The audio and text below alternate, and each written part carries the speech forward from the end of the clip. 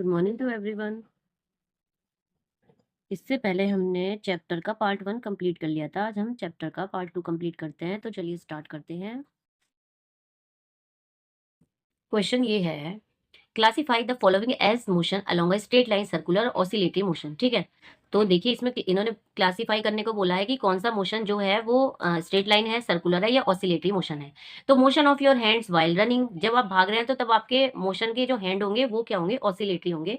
क्योंकि जब आप भागते हैं तो जब आप भागेंगे तो आपके जो हैंड की मूवमेंट होगी वो टू एंड फ्रो होगी, यानी वो आगे पीछे जाएंगे। ठीक है, आप भाग के देख लीजिए, तो इसका होगा oscillatory motion. Motion of a horse pulling a cart on a straight road. तो देखिए, जब एक हॉर्स को पुलिंग अ कार्ट, एक हॉर्स एक मतलब गाड़ी को खींचकर जा रहा है सीधी रोड पे, तो उसका मोशन जो होगा लीनियर मोशन होगा, स्ट्रेट लाइन मोशन होगा। Motion of a child in a merry go around round, जो मोशन है चाइल्ड का खुशी में, और वो मतलब खुश होकर क्या कर रहा है, गो राउंड, चारों तरफ घूम रहा है, तो वो सर्कुलर मोशन होगा। Motion of a child on a C saw,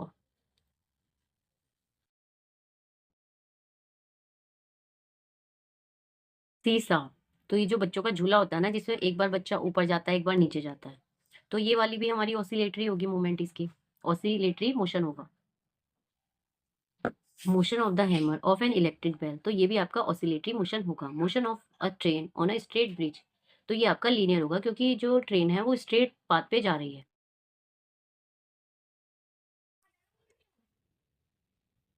which of the following are not correct, इनमें से हम देखते हैं कौन सा सही नहीं है। The basic unit of time is second, तो ये ट्रू है। Every object move with a constant speed, this is wrong, क्योंकि हर ऑब्जेक्ट कांस्टेंट स्पीड से थोड़ी मूव करता है।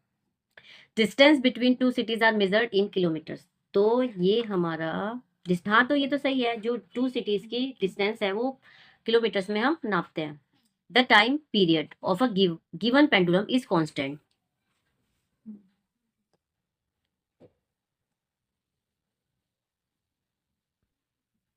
जो टाइम पीरियड होता है पेंडुलम का वो कांस्टेंट होता है अगर उसकी जो लेंथ है वो सेम रहे, तब वो कांस्टेंट होगा, अदरवाइज वो कांस्टेंट नहीं होता है। अगर उसकी लेंथ घटे या बढ़े तो वो कांस्टेंट नहीं होता है, तो आप इसे फॉल्स लगा लीजिए।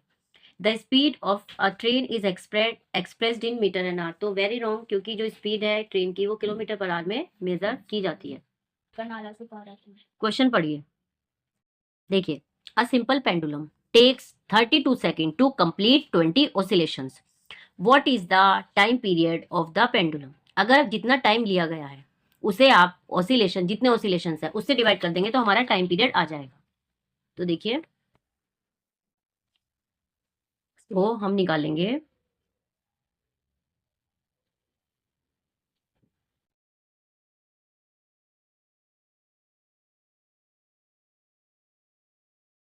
Time taken to complete oscillation is equal to 32/20, तो ये आ जाएगा हमारा 1.6 सेकेंड। तो जितना ऑसिलेशन में कंप्लीट होने में टाइम लगता है एक ऑसिलेशन में, उसे हम टाइम पीरियड बोलते हैं। तो जो हमारा टाइम पीरियड आ गया पेंडुलम का, time period of a pendulum is 1.6 second.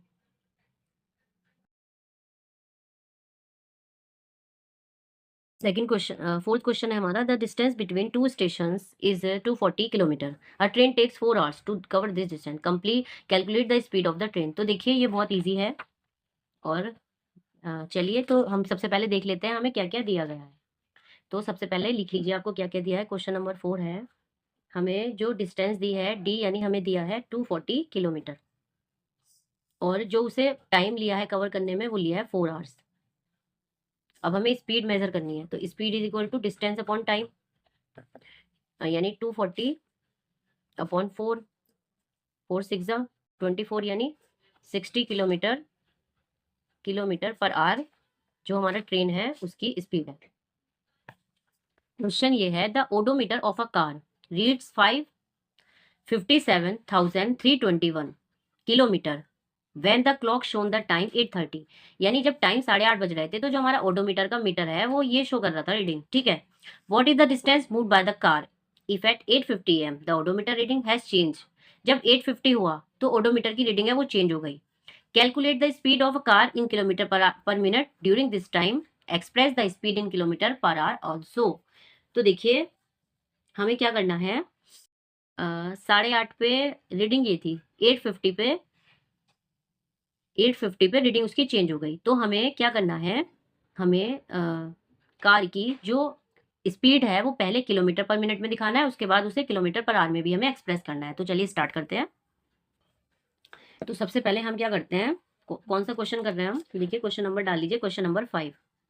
सबसे पहले हम क्या करते हैं, सबसे पहले हम डिस्टेंस निकाल लेंगे, ठीक है, डिस्टेंस निकाल लेंगे।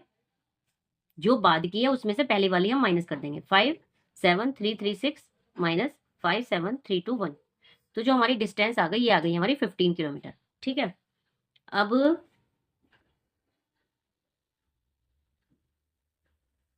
हम स्पीड देख लेते हैं। स्पीड का जो फॉर्मूला है डिस्टेंस अपॉन टाइम है। टाइम कितना लिया उसने, टाइम देखिए 8:50 और 8:30, यानी अप्रोक्स 20 मिनट लिया उसने। कितना लिया, 20 मिनट। बस तो लगा लीजिए आप फॉर्मूला, ये यहाँ पे ये कितना है 15 अपॉन, और ये हमें टाइम दिया है 20 मिनट, वो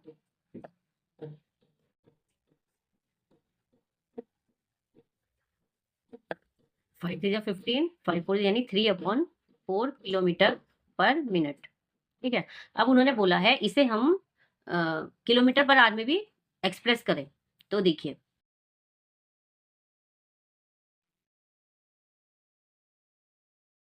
अगर आपको किलोमीटर पर आवर में कन्वर्ट करना है तो देखिए डिस्टेंस हमारी 15 हो गई, टाइम है हमारा मिनट में, हमें इसे आर बनाना है तो हमें इसे 60 से डिवाइड कर देंगे, ठीक है।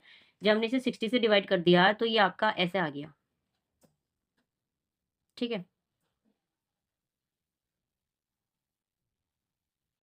यानी 45 किलोमीटर पर आवर। जो ट्रेन की स्पीड है वो है 45 किलोमीटर पर आवर। जब हमें मिनट को घंटे में बनाना है तो हम उस मिनट को 60 से डिवाइड कर देते हैं, ठीक है। और जब ये डिवाइड के नीचे डिवाइड आ जाता है तो ये जो डिवाइड वाला है नीचे वाला ये मल्टीप्लिकेशन ऊपर पहुंच जाता है। आई होप सो आपने सभी मैथ्स में इतना सीखा होगा। Salma takes 15 minutes from her house to reach her school on a bicycle. जो सलमा है वो 15 मिनट लेती है अपने घर से स्कूल तक पहुंचने में बाइसिकल से। If the bicycle has speed of 2 metre per second, calculate the distance between her house and the school. देखिए अभी आपने चैप्टर में ये सीखा है कि अगर हमें डिस्टेंस दी हो और टाइम दिया हो तो हम स्पीड निकाल लेते हैं, और अगर हमें स्पीड दी हो और हमें टाइम दिया है तो हम डिस्टेंस निकाल लेंगे। तो उन्होंने हमसे क्या पूछा है, कैलकुलेट द डिस्टेंस बिटवीन, उसके घर की और स्कूल के बीच की हमसे डिस्टेंस पूछिए। तो चलिए निकालते हैं।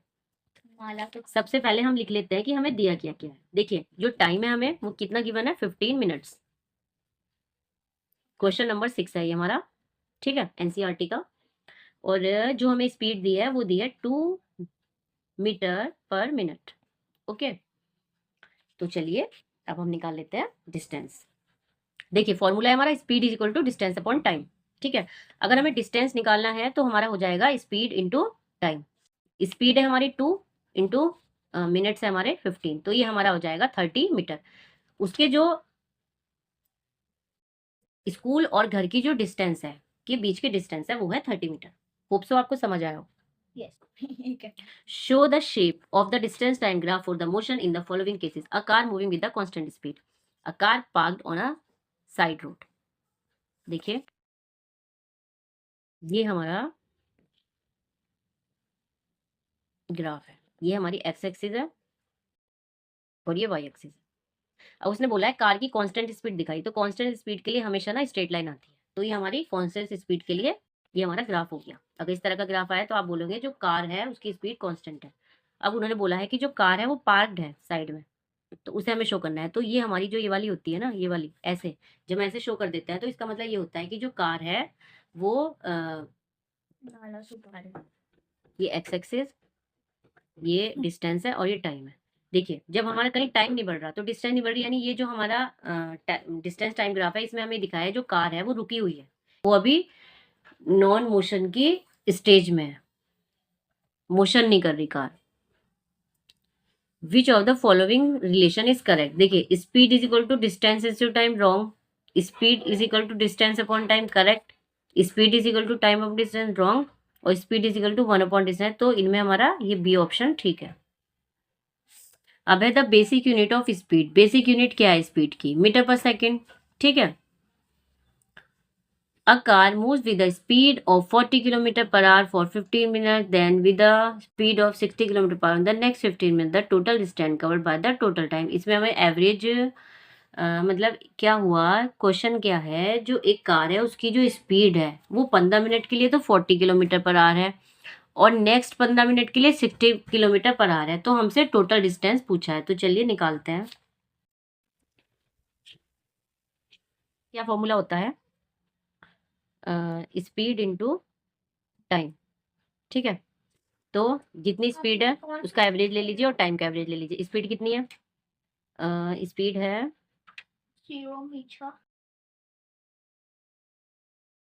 60 प्लस 40 अपॉन 20 प्लस टाइम कितना है 30, बस 50 अपॉन 20 इंटू है 30 अपॉन 60 से मुंह बना लीजिए।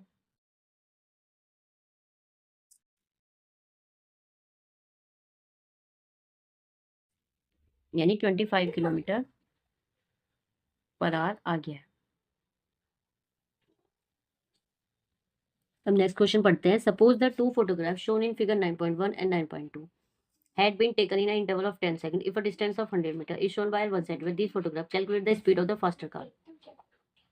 हमें 9.1 और 9.2 में दिखाया है जो टाइम का इंटरवल है वो 10 सेकंड है और डिस्टेंस है 100 metre, is shown by 1 centimetre, ठीक है।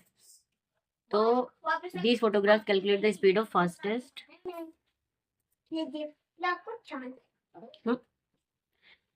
तो इस क्वेश्चन में हमें जो दिया है वो लिख लेते हैं।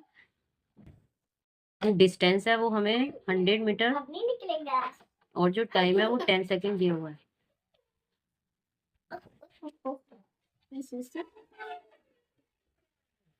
तो अगर हम इसकी स्पीड वो करें तो डिस्टेंस अपॉन टाइम यानी 100,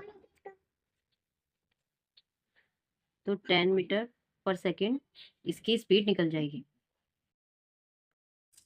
क्वेश्चन नंबर 12 में देखिए 9.15 shows the distance time graph for the motion of two vehicles A and B, which one of the moving faster। देखिए ये टाइम है और डिस्टेंस है, तो डिस्टेंस जिसकी ज़्यादा होगी वो ज़्यादा फास्ट होगा, डिस्टेंस जिसकी ज़्यादा होगी वो ज़्यादा फास्टर होगा। तो यहाँ पे कौन सा फास्टर होगा? ए। अब है 13 question. Which of the following distance time graph shows a truck moving with speed which is not constant. इसमें से कांस्टेंट कौन सी नहीं है?